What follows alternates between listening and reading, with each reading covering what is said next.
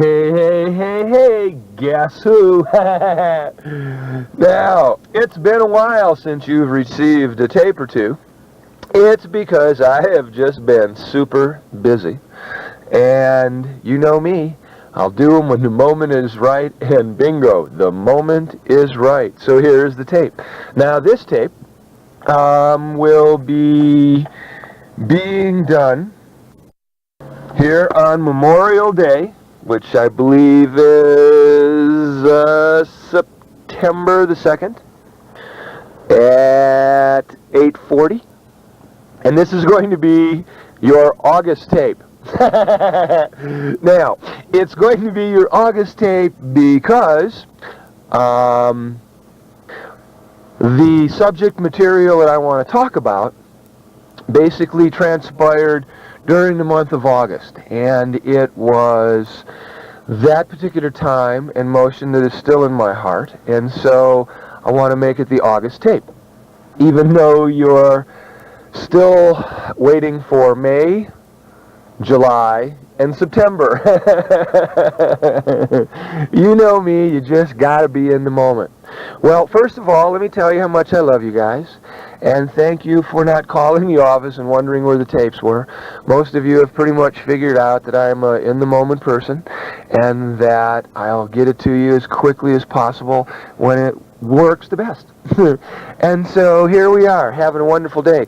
Now, the other tape, which you have either listened to or are going to listen to, is another in-the-moment tape.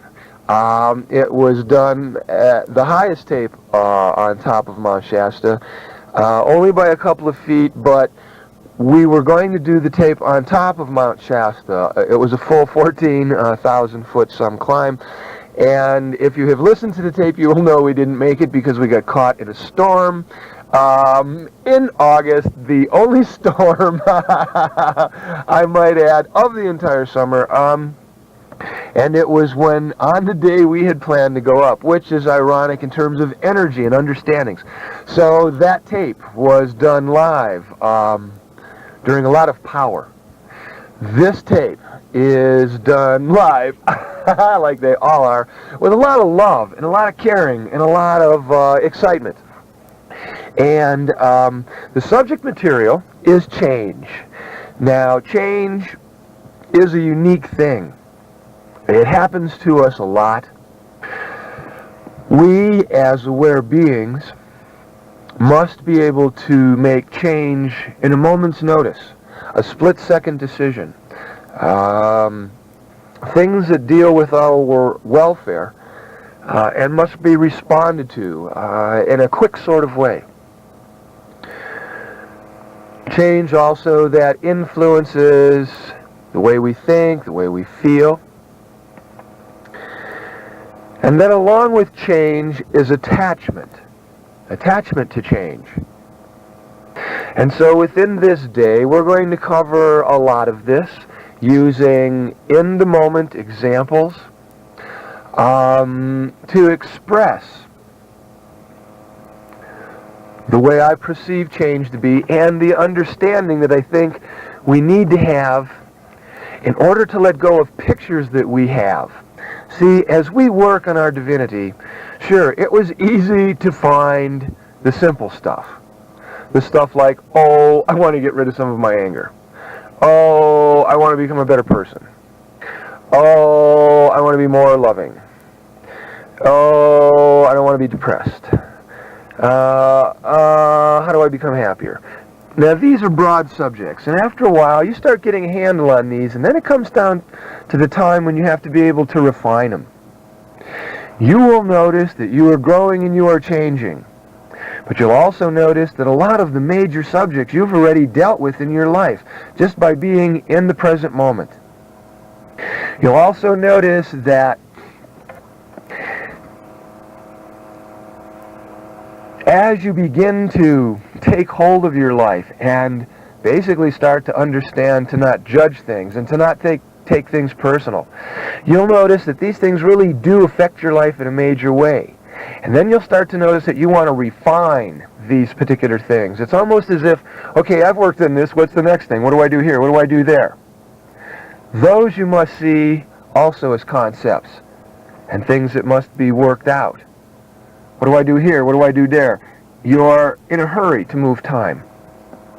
And then you begin to notice that your reality becomes more subtle. You begin to see more subtle things that are taking up your time instead of you thinking about God and being that essence that you seek to be, and the discovering of knowing that you are. We work on ourselves, we change ourselves, because we want to feel the most loving aspect, the highest aspect, because we are becoming aware of ourselves as a growing essence, a being that through its own time and effort has begun to change itself. Change is slow, change is fast, change is medium, change is progressive, change is quantum. Change is all of these things because we are a multidimensional being. We can see change perhaps in one dimension and not in another, and yet in another aspect of ourself, and still not right there 2 inches from our nose. As we begin to realize that we are multidimensional and that as we clean ourselves up and we don't take things personal, and we learn not to judge, and we learn to stay within a second or two of present time, we begin to observe that life is moving for us and life is grooving for us, and we become happier with ourselves. And things begin to work for us. Change. You'll notice that we are letting go of ideas and concepts. That's physical. We're noticing that we're not judging and that we're not using evaluations. Judging, that's not necessarily physical nor mental. It could be emotional. So you notice that you're perceiving yourself multidimensional. You're also noticing that you're catching subconscious things and you're bringing them to the conscious surface and you're changing those. You're becoming aware of who you are, what you are, how you work, how you change. Some changes happen instantly. Some are very quick. Some are subtle. Some are knock you in the head with a sledgehammer sort of thing. There is no point to this conversation that I'm having with you other than I would like to give you material. See, having a point, there starts to become a time when we start to change so much that we don't need a point of reference. Our point of reference becomes God. In our way of explaining things, we begin to explain without having to come to a summary and give you a reason for talking about change. As we grow, we change into more of a vast being. Therefore, there's no reason to finish material, because that takes us into the future to get something accomplished. By giving all of the knowledge at this moment in time on change and then leaving it wide open at the end, that allows myself and you and all of us to keep growing without an actual picture, without an actual concept to follow.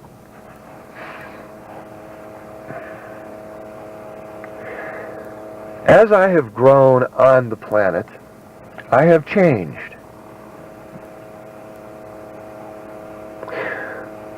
I have changed physically, as we all have. And it's apparently something we all have together. Change, physically. I've watched my body grow. I've watched bones break and mend. I've watched parts come and go.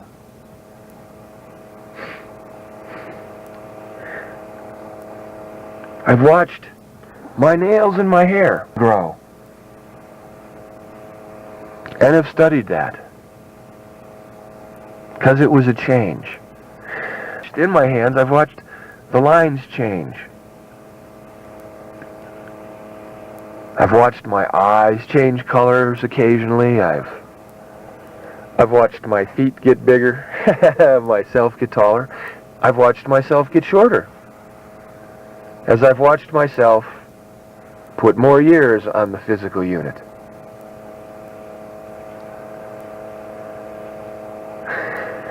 I've watched as I've gone from a child and a baby into an adolescent and through puberty. I've watched myself change through teenagehood. I've watched myself change through the 20s and the 30s and the 40s, and now, because it is August, it's an August tape, and I've turned 47. 47 was also a magical number for me because it was the number that I used to race cars with, 47. It was just a good number, one that I just picked out of nowhere. You know how those numbers come to you. And that's the year that I am this year, 47. And it was a magical year. I've watched myself change from what I would consider a spoiled, rotten,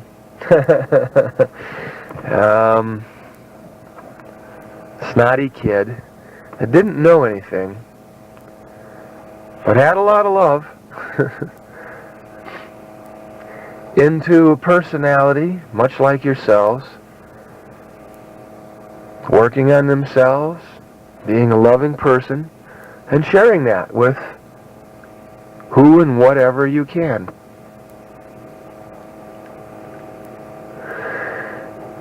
I watched myself move while I was in high school, and I noticed a change that my unit had to go under. I noticed and then categorized in my life changes such as that. It also seemed to be around puberty. And so there seemed to be like a change where you had to let go of truth and values and take on a new set. And I noticed that our reluctance to accept the change or our quick acceptance of the change made life more difficult for us, or it made life easier for us. I noticed if it was something new and it supported us, we accepted it readily, and life became just that particular style. I noticed if we didn't accept it, we didn't want to accept the change. Say, you know, you had to change, you had to grow. Say your parents divorced, or whatever it is that, you know, was a change for you. If we didn't accept that change, life became work. Life became a struggle. We wanted to hang on to something, and we wanted it to be an old way. Or we had a picture of what the way we thought it should be, and because we didn't get that picture fulfilled, we hung on to that, which would have put us in the future. I noticed that the longer we chose not to change, the more the resistance increased, or the struggle within ourselves increased. But also with that increase, the more we paid attention to lessons. And so we changed within other levels. And I began to observe how we as a multidimensional self could change different levels, different aspects of ourself, and still not see the change in other aspects of ourself. In other words, as we grew, let's say I wanted to hang on to being a child, or I wanted to hang on to a parent, or I wanted to hang on to an animal, or I wanted to hang on to a toy, or I wanted to hang on to that representation of a concept. Okay, so I would have visuals of what this represented, and so I would hang on to that. And it would cause me pain and struggle. But within that pain and struggle, let's say on the physical plane, you were learning other lessons about truth and strength and honesty that you could have only learned had you been in that particular form of struggle. So what is happening is that in this particular form of struggle, dealing with concepts, you are still learning other things based on that material that is supporting you and helping you grow. But it's in another dimension. It's in another attitude. It may not be the physical attitude that you have right up front that you're holding on to because you don't want to accept change in that aspect of yourself, but you're willing to accept change in other parts of yourself, in other parts of your multidimensional self. And this, you see, is sometimes what causes problems for us. Things work for us in situations that we perceive as not working for us, and this is sometimes how the personality and the ego gets confused, because this makes sense and yet it doesn't make sense to us. And we sit there and we go, well, I don't understand this. How can this be one way and not another way? See, and this is because we haven't learned to accept change all the way through the system, all the way through the unit. Different parts of us still need to learn, still need to understand. Our quickness to receive the change on different levels can be seen by us. Once we begin to open our vistas to see that we are a multidimensional being, you see, as part of God, we must become multidimensional. Otherwise, how are you going to perceive God as yourself if you're just coming from like one part of yourself? You see what I mean? So, you must learn to stretch yourself. See, God is a lot of stuff that you haven't even thought about yet. But as we begin to open our multidimensional self, we begin to experience what God is, because we begin to experience ourselves as more than what we thought of originally, because we're starting to allow the understanding of how our personality works, how our ego works, how the subconscious works, how the conscious works. Hey, and we've been catching ourselves doing all these different things within ourselves and growing and changing. We can change our insights. Let's say we, on the divine body, all of a sudden, excuse me, perceive ourselves from a very divine aspect. A very divine viewpoint. And we look down in ourself in the present moment. Not down, that's not right. We look at ourselves in that present moment, and we say to the whole essence, wow, I have just perceived from all of my different selves another aspect of this divine layer of us. And this, I truly now feel within myself, I can comprehend it. And I wish to make this true in my world. I totally understand that beating myself up no longer serves me. I can perceive this from a divine insight, and now I will make it so. Now, during those moments of that divine insight, we saw all the reasons that we shouldn't beat ourselves up or blame ourselves or, whatever. Now, to implement it on the physical plane doesn't happen as instantaneously as we think, unless we can perceive it from the moment in time always and change it there. But normally, because evolution is a real thing, we can work through the evolutionary patterns, because this has helped supporting the planet. Now, as you notice, you will still occasionally beat yourself up or blame yourself or kick yourself, even though you have had the divine insight. By having the divine insight, you have changed the awareness within you to the degree where you're willing to make changes in all the different levels that you can find to make that essence that you feel to be truth manifest in all of the dimensions. And you begin to see in the dimensions which ones need to be worked on. It's like there was a part of me that says, I don't want to physically hurt myself anymore. That took me years and years and years to work on. So even though I felt it within my essence, it took me time to figure out where my judgments were that were keeping me in blame and in hurting myself. And I began to notice that I could change in certain aspects of myself, but I didn't know how to change or didn't want to change in other aspects of myself.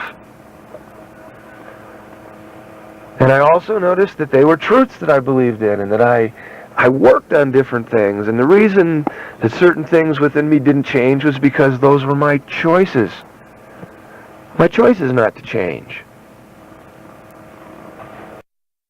And as I look at all of these things, what I'm just doing is sharing with you as many things that I can to explain how we work as human essences. And change is one of these things we must be able to perceive at least on the linear plane so that we can work on it in the different multitudes of ourselves, levels of ourselves, and understand why that is. Now, in our lives, we've gone through these changes. And the example I started out with using is the ones around puberty, like 12, 13, those changes, things that happen with your parents, things that happen with you. Concepts and ideas that because of the chemical change within us, ideas and things got rough to work with. We could change on certain levels. We could understand things within our mind sometimes, or say within our heart, or say within a loving aspect of ourself. We couldn't understand the change in the feelings that were going on with us, or in the lack of communication that was going on, so that we didn't have enough material to work with. And that we had hung on to different things for different reasons. And that the things we hung on to became difficult in our life, and that the things that we changed became easy within our life. And, if some of you noticed, became fun. Because change became fun. Now, for some of us, change became a challenge. And for some of us, change was fearful. Because we had been programmed with a lot of material to that point in time. But also, I noticed that we were all there. We were willing to go through it and come out of it, and I would like to point this out to each and every one of you, with some judgments, but not as many as most other people came out with. And anybody who can hear this tape can accept that reality if you take a look at it. Because you're there learning. Now, as we went through these younger changes, we, as psychological beings, observed this within ourselves. We observed how certain changes worked for us, certain changes did not work for us. Hanging on to things worked for us, although it was a struggle. Because we were learning in the struggle, we still validated that things were okay. Got a little older, life's reality changed again. We weren't kids anymore. We were thinking about vehicles and men and women and parties and all the things that go with that. And who are we? We didn't really care who we were so much as having a good time. Not so much as what we could get away with, but what we could understand. Our learning skills threatened structures, but this was where and how we found out what those structures were. How to use those structures, how to understand those structures. We pushed against authorities. Didn't matter which ones they were, or if they were our parents or not. We pushed not to truly hurt them, but to understand. This we never figured out till later, when we grew up. and we could understand it. The truth of the matter was, with the chemicals that we had at that time, how could we understand it? So we had different truths, different understandings. Things changed again. Truths that we hung on to now became perhaps easier because they were solid truths. They were truths that we had drugged through several changes and found, good or bad, right or wrong, we were sticking with them. They worked for us even if life was hard, because hard was the way perhaps we needed to see life then. So we watched changes again. Some got into families, some stayed single. More changes, more reality shifts. Time went by, responsibilities changed. Certain truths stayed within us. We battled these truths now because these truths were starting to get time with them. Some of these truths could lock in on us. They were getting repetition, repetition, repetition. We started to bang against these truths, began to bang against these realities as we started to mature, and found the truths that we were banging on and the things that we were seeking had to be changed. God was becoming more prevalent. And if you're listening to this tape, doesn't matter what age you are now, change is inevitable again. Now I see we're coming down to the end of this tape, and I want to continue clearly, so I'll meet you on the other side. Bye now.